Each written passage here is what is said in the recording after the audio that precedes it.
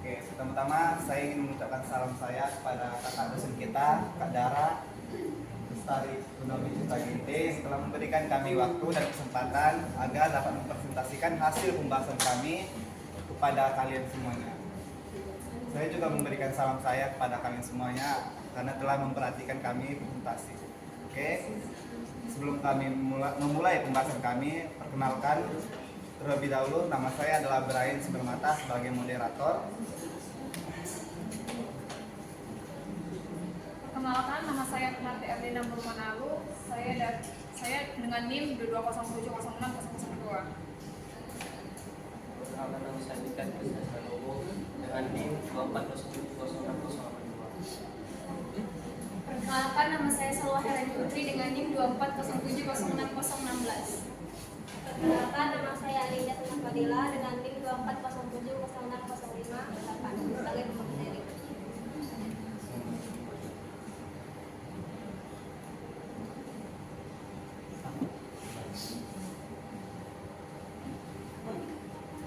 Baik, yang pertama kita akan masuk ke latar belakang.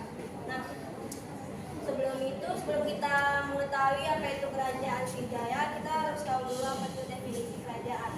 Nah, kerajaan adalah suatu kekuasaan paling tinggi yang dipimpin oleh raja atau sultan pada suatu wilayah.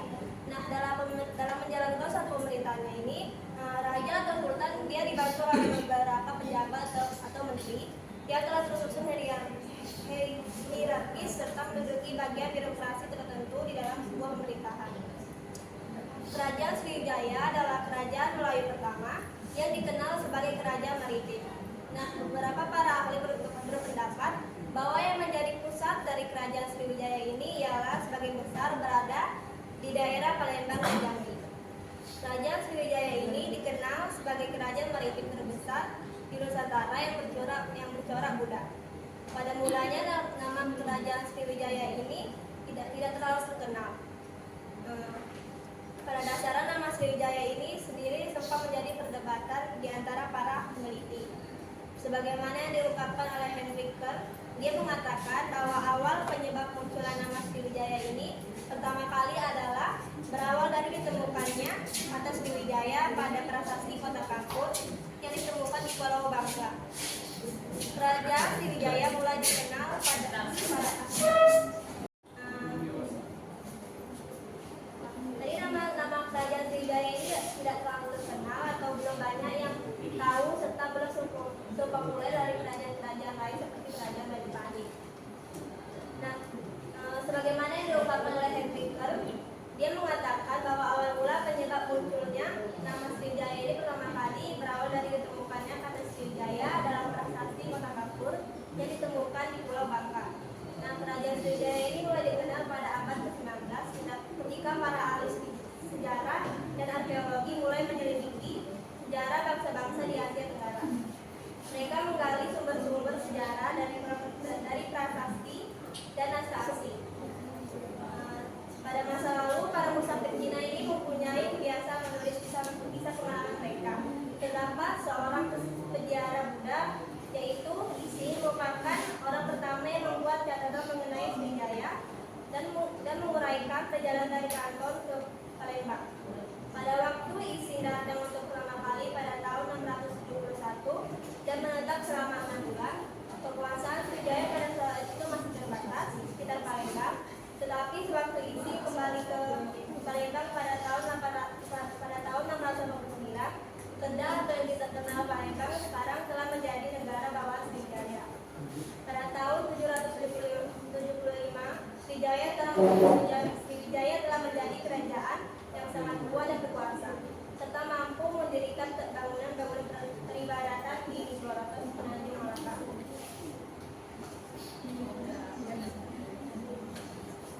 Nah, lalu pada waktu Isi mengadakan perjalanan dari Cina ke India pada tahun 671 dan singgah di Sriwijaya, negeri tersebut dikelilingi banteng dan terdapat lebih dari 1.000 orang Buddha yang mempelajari dan meneliti agama Buddha.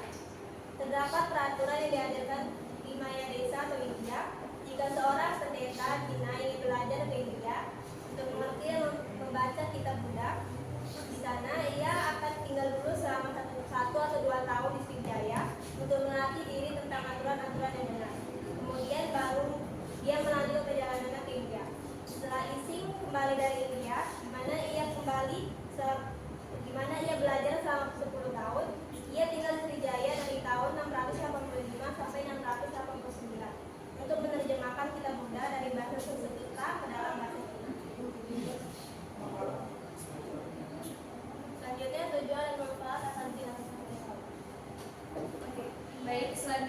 bertujuan yaitu mengkaji tentang awal mula dan pembentukan kerajaan Sriwijaya serta faktor-faktor yang mempengaruhinya, mengeksplorasi perkembangan kebudayaan, agama, dan seni di Sriwijaya serta dampaknya pada masyarakat, menganalisis peran kerajaan Sriwijaya sebagai pusat perdagangan maritim dan pengaruhnya pada ekonomi regional.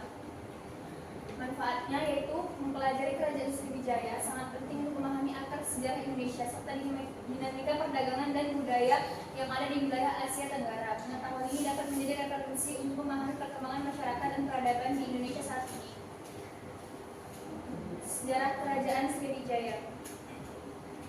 Kerajaan Sriwijaya atau biasa disebut kerajaan sangat besar, kuat, dan sangat disegani yang berasal dari Pulau Sumatera yang sangat memberi pengaruh yang kuat khususnya di bumi Nusantara dengan daerah kekuasaan yang membentang mulai dari Pulau Jawa, Sulawesi, Kalimantan, Thailand, serta Malaysia atau Semenanjung Malaya, Kamboja, Thailand, bahkan Sumatera sendiri.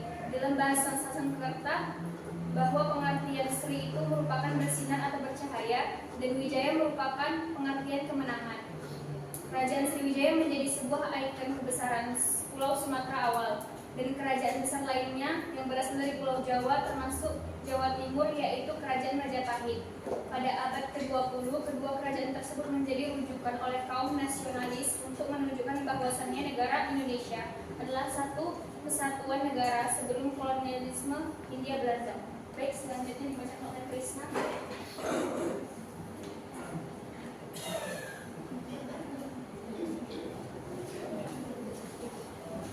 Nah, di sini ada perkembangan kerajaan Sriwijaya. Kerajaan Sriwijaya atau biasa disebut dengan kerajaan sangat besar.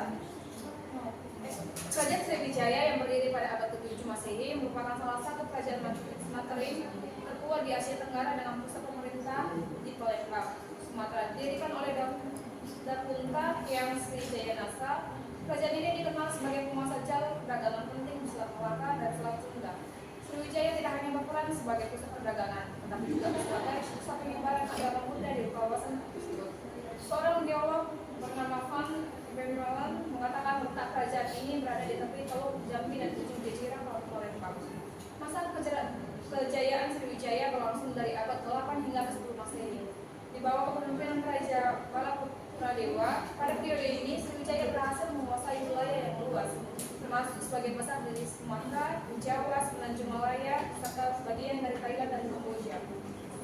Sriwijaya mencapai puncak kejayaannya dengan membangun hubungan diplomatik yang kuat dengan negara-negara lain, termasuk Tiongkok. Catatan sejarah menunjukkan bahwa Sriwijaya menjadi tujuan para pedagang dari berbagai bangsa, termasuk Arab dan India. Namun, meskipun berada di puncak kejayaannya, Sriwijaya menghadapi tantangan serius dari kerajaan-kerajaan tetangga. Serangan dari kerajaan Mandala pada awal abad ke-11 Masehi menjadi salah satu faktor penyebab kekacauan Sriwijaya. Serangan ini menyebabkan hilangnya kontrol atas bandar-bandar perdagangan utama dan melemahkan kekuatan militer serta ekonomi kerajaan. Kita lanjutkan. Oke, saya akan menjelaskan tentang budaya kerajaan Sriwijaya. Seperti yang kita ketahui bahwa kerajaan Sriwijaya ini merupakan kerajaan yang bercorak agama Buddha yang terletak di wilayah Sungai Musi. Kerajaan Sriwijaya ini merupakan salah satu kawasan geografis yang sangat diuntungkan karena terletak di kawasan Selat Malaka dan Selat Sunda. Kehidupan masyarakat Kerajaan Sriwijaya yang bergantung pada Sungai Musi ini menjadikan Sungai Musi sebagai sumber kehidupan mereka. Balik lagi ya dari Kerajaan Sriwijaya yang dimana kerajaan maritim, para masyarakat di Kerajaan Sriwijaya berprofesi sebagai seorang nelayan dan seorang pedagang. Nah, yang membedakan pedagang di Kerajaan Sriwijaya ini adalah mereka ini berdagang di sekitaran Sungai Musi. Mereka menjual berbagai hasil bumi mereka yang mereka tanam dan mereka bawakan dari pedalaman Kerajaan Sriwijaya dan menjualnya melalui kapal yang melewati jalur Sungai Musi. Para pedagang itu melakukan perniagaan, penjualan mereka Musi sebagai akses penghubung mereka ke Selat Malaka yang dikenal sebagai suatu kawasan perdagangan. Budaya berdagang masyarakat Sriwijaya inilah yang membuat mereka itu menjadikan kerajaan kerajaan ini sebagai kerajaan makmur yang terletak di Pulau Sumatera. Kerajaan Sriwijaya yang pengaruhnya ya, pengaruh kerajaan Sriwijaya. Kerajaan Sriwijaya sebagai kerajaan yang berbasis maritim yang terletak di Sungai Musi itu menjadikan kerajaan ini sebagai tempat berlabuhnya para pedagang yang hendak berlayar menuju Selat Melaka untuk pergi menuju ke arah Asia Barat dan ke Asia Timur. Hal inilah yang menjadikan kesempatan bagi kerajaan untuk membuat suatu kebijakan dan aturan untuk menetapkan kebijakan sektor pajak atau pelayaran yang memasuki kerajaan tersebut. Nah, pihak kerajaan ini membuat kesempatan mata keuntungannya, di mana mereka memanfaatkan letak strategis mereka itu untuk membuat aturan setor pajak. Jadi misalnya para pedagang dari Cina maupun dari India yang sedang berlabuh ke Selat Melaka, mereka singgah dulu ke kota Palembang, yang dimana kota Palembang ini sebagai tempat singgahnya para pedagang yang sedang beristirahat ataupun yang sedang berlabuh atau singgah ke kota Palembang itu untuk menjual hasil perdagangan mereka ke masyarakat kerajaan Sriwijaya. Nah, pihak kerajaan ini membuat aturan untuk menyetor petisi atau pajak, sehingga ini juga salah satu yang membuat kerajaan Sriwijaya sebagai kerajaan besar dan makmur. Oke, untuk kerajaan Sriwijaya juga menempatkan pasukan armada laut mereka untuk menjaga dan mengawasi kawasan kegiatan perdagangan mereka di beberapa titik wilayah kekuasaan kerajaan Sriwijaya. Para pedagang ini menggunakan kapal melalui Selat Melaka yang singgah di pelabuhan kerajaan Sriwijaya dan mengambil pembekalan. Oleh karena itu Sriwijaya berusaha memperoleh monopoli harus menguasai daerah pesisir. Jadi kerajaan Sriwijaya ini harus menguasai kawasan perairan yang dianggap itu sebagai jalur strategis. Jadi mereka itu harus menguasai daerah tersebut untuk dijadikan daerah mereka. Selanjutnya akan dijelaskan oleh teman saya. Di sini saya akan menjelaskan tentang peran penting kerajaan Sriwijaya. Kerajaan Sriwijaya memiliki pengaruh besar di kawasan Nusantara Barat dan menjadi pusat agama, budaya, dan perdagangan di Asia Tenggara dan juga Asia Timur. Di bawah kepemimpinan Raja Balaputradewa, Sriwijaya dikenal sebagai kerajaan maritim yang membangun armada laut yang kuat. Kehadiran kerajaan Sriwijaya sebagai pusat perdagangan memberikan dampak positif bagi kemakmuran rakyat dan kerajaan itu sendiri. Ini disebabkan oleh kapal-kapal yang berlabuh dan melakukan aktivitas bongkar muat harus membayar pajak kepada otoritas Sriwijaya.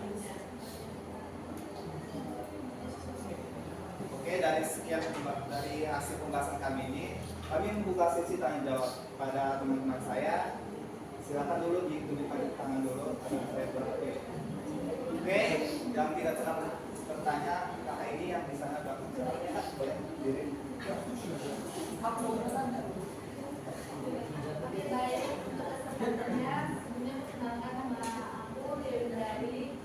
Dengan NIM 22070605 ini aku ingin bertanya kepada dari kelompoknya. Di sini pertanyaannya, apa sih yang menjadi penyebab utama kejayaan kerajaan Sriwijaya pada abad ke-7 hingga abad ke-10 pada nanti? Oke. Selanjutnya teman saya yang ya, kita akan mengambil teman saya, teman yang belum bertanya dulu. Ayo Victoria.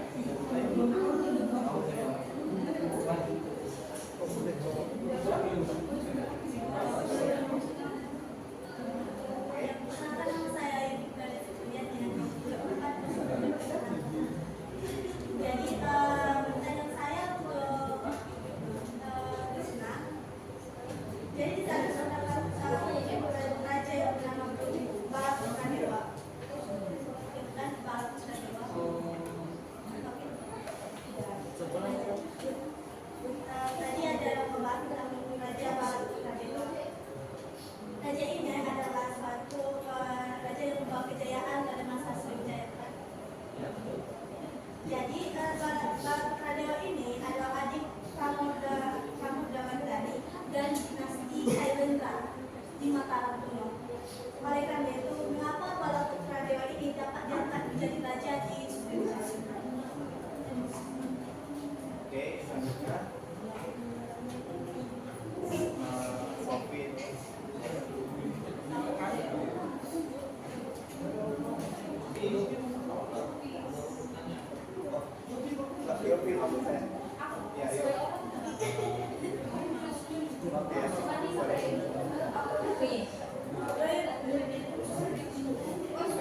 Oke, apa pertanyaannya? Perkenalkan, nama saya Yovin dengan NIM 24070608 dari kelompok 5.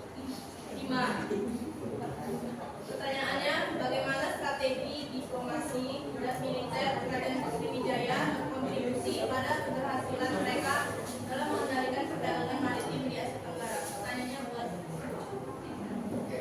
masih. Selanjutnya. Oke.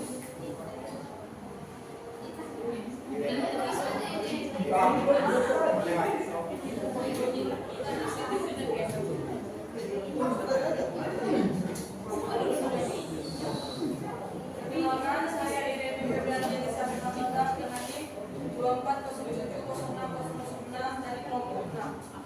Pertanyaan yang ingin saya tanyakan, bagaimana peran agama Buddha dalam perkembangan Kerajaan Sriwijaya dan apa pengaruhnya terhadap wilayah sekitar?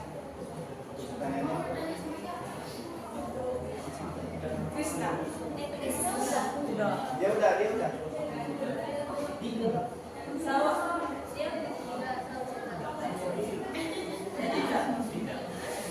Terakhir.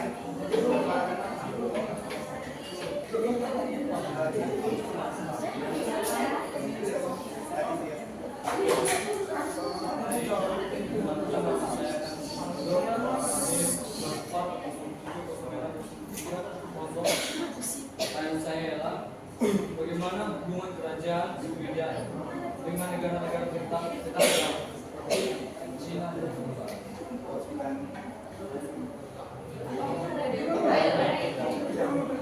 Oke, setelah masuk pertanyaan tadi, berikan kami waktu untuk menjawab pertanyaan kalian. Dan kami akan melanjutkan presentasi kelompok teman saya, kelompok 3. Oke, teman-teman isikan. Oke, kelompok kami akan menjawab pertanyaan dari teman-teman yang sebelumnya bertanya. Pertanyaan pertama akan dijawab oleh si kakak ini, Kak. Baik, di sini saya akan menjawab pertanyaan dari Ria Windari.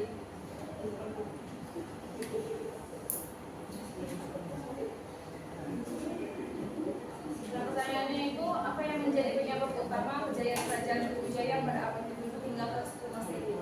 Nah, di sini Kerajaan Sriwijaya mencapai kejayaannya pada abad ke-7 sampai 10 Masehi yang disebabkan oleh berbagai faktor. Itu karena letak strategis, hasil alam yang berlimpah, perdagangan internasional, agama budaya perdagangan, dukungan terhadap ajaran Buddhisme, dan armada laut yang kuat. Apakah sudah jelas ya?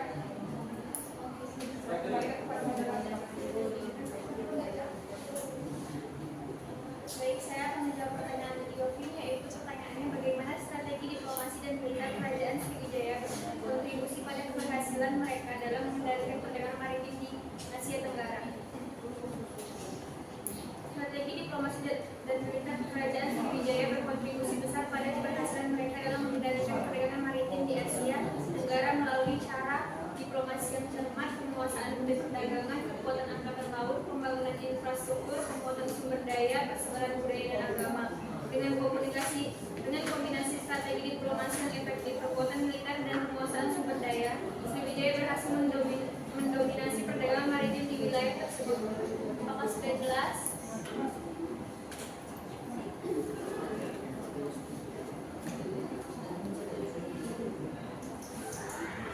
Baiklah, di sini saya akan menjawab pertanyaan dari Ayu Supriyan.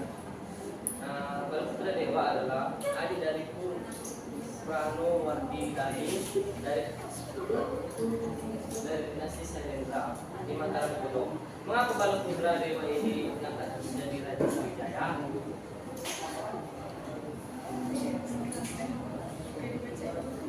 Jawaban yang paling logika dan valid itu adalah karena Kerajaan Sriwijaya dengan Kerajaan Sailendra itu memiliki hubungan yang sangat erat dan juga Balaputra Dewa memiliki konflik di dalam kerajaan sehingga dia lari ke arah ke Kerajaan Sriwijaya yang dimana Balaputra Dewa ini memiliki hubungan yang sangat erat dengan orang-orang yang berada di Kerajaan Sriwijaya, maka dia diangkat menjadi seorang raja di Kerajaan Sriwijaya. Masih jelas? menurutku itu bukan saya belum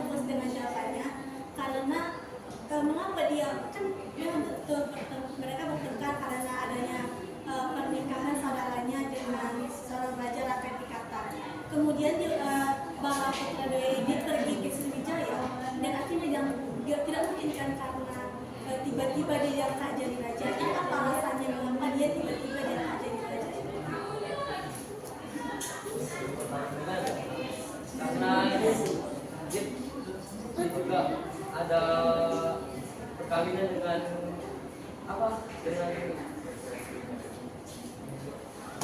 dia melakukan perkawinan dengan orang dari Sriwijaya sehingga dia menjadi seorang raja. Dia melakukan perkawinan dan dia itu lari karena ada konflik di dalam kerajaan Mataram kuno. Dia yang menikah ini saudaranya Baladewa, yaitu seorang raja raja tingkatan dengan Purwadani. Mereka itu dari dinasti Syailendra yang berada di Mataram kuno. Kemudian setelah Baladewa ini kalah dalam perdebatannya dengan calon suami kakaknya, dia melarikan diri ke Sriwijaya. Nah, mengapa tiba-tiba itu kurang menurutku?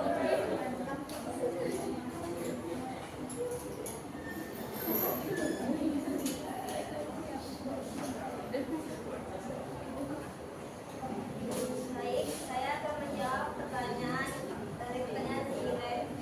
Pertanyaan itu bagaimana peran agama Buddha dalam perkembangan kerajaan Sriwijaya dan apa pengaruhnya terhadap wilayah sekitar.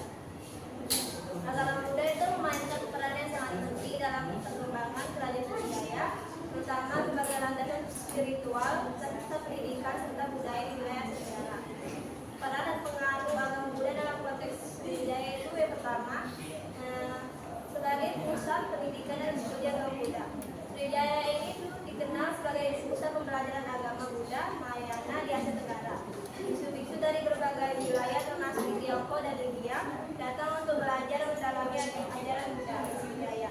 Salah satunya itu Yara Ising dari Cina.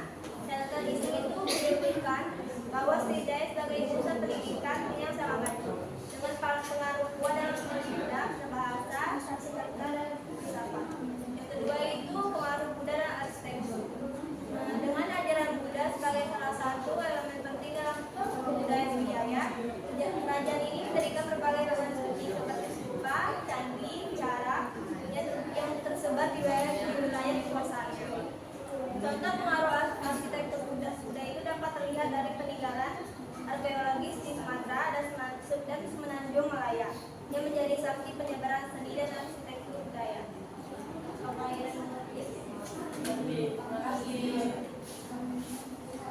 Oke, selanjutnya saya akan menjawab pertanyaan di sini. Pertanyaannya adalah dalam konteks geohistory, bagaimana Sriwijaya dapat mempertahankan keposisinya di dalam persaingan dengan negara lain? Oke, seperti yang kita ketahui bahwa kerajaan Sriwijaya adalah suatu kerajaan maritim, dan di mana semua kekuasaannya itu berada di kekuasaan perairan laut. Oke, bagaimana kerajaan Sriwijaya mempertahankan wilayah kekuasaan baru? Maaf, itu pertanyaan salah. Jadi benar. Yang apa? Itu di grup history. Geography sama gitu. Oh, sejarah Indonesia. Iya. Oke. Pertanyaannya, bagaimana hubungan kerajaan Sriwijaya dengan negara tetangga seperti China dan India? Oke, saya akan menjawab hubungan kerajaan Sriwijaya dengan India.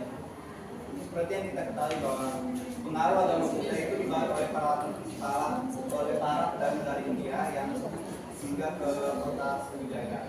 Nah, hubungan kerajaan Sriwijaya dengan India itu adalah kerajaan Sriwijaya itu memutus para masyarakatnya yang ingin belajar agama Buddha untuk pergi ke India. Nah, di India itu mereka belajar agama Buddha di Universitas Nalanda. Dan juga kerajaan Sriwijaya itu menjalin hubungan diplomatik dengan kerajaan-kerajaan India seperti kerajaan Chola maupun kerajaan Pala.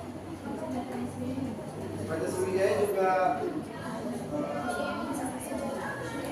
banyak dari pihak India sendiri juga para biksu dari India datang ke kerajaan Sriwijaya untuk memberi pengajaran agama Buddha ke kota Palembang sendiri. Dari Cina, dari negara Cina, kerajaan Sriwijaya melakukan hubungan diplomatik dengan negara Cina, yang dimana para pendeta Cina datang ke kota Sriwijaya untuk belajar agama Buddha dan juga para utusan dari pihak-pihak kerajaan Cina itu sendiri banyak mengutus para diplomatik untuk datang ke Sriwijaya dan melakukan kunjungan, sehingga banyak sumber-sumber berita asing dari Cina ditulis oleh para utusan Cina itu sendiri. Dari segi perdagangan juga Kerajaan Sriwijaya itu melakukan perdagangan di mana para pihak dari Cina itu berdagang ke Sriwijaya, dan para pihak Kerajaan Sriwijaya juga melakukan penjualan pada pihak Cina. Jadi ada hubungan yang berbalik dalam kasus perdagangan. Oke, bagaimana analisis? Oke, terima kasih. Setelah semua pertanyaan telah dijawab, kami akan memberi kesimpulan dan hasil presentasi kami. Kerajaan Sriwijaya merupakan kerajaan maritim yang penting di kawasan Asia Tenggara. Sebagai pusat perdagangan, keberadaannya juga memberikan tidak hanya memberikan dampak ekonomi yang signifikan, tapi juga berperan dalam penyebaran agama Buddha dan pertukaran budaya di kawasan tersebut. Selain itu, Sriwijaya juga memberikan kontribusi besar dalam pengembangan seni dan kebudayaan. Monumen-monumen dan karya seni yang dihasilkan semata jayanya menunjukkan integritas antara pengaruh lokal dan asing, menciptakan identitas budaya yang unik, kebangkitan seni arsitektur dan sastra pada masa itu mencerminkan kemajuan peradaban yang telah dicapai masyarakat Sriwijaya. Oke, sekian dari hasil presentasi kami. Bila ada suatu kurang informasi ataupun kata-kata yang salah, mohon maaf. Ya, terima kasih.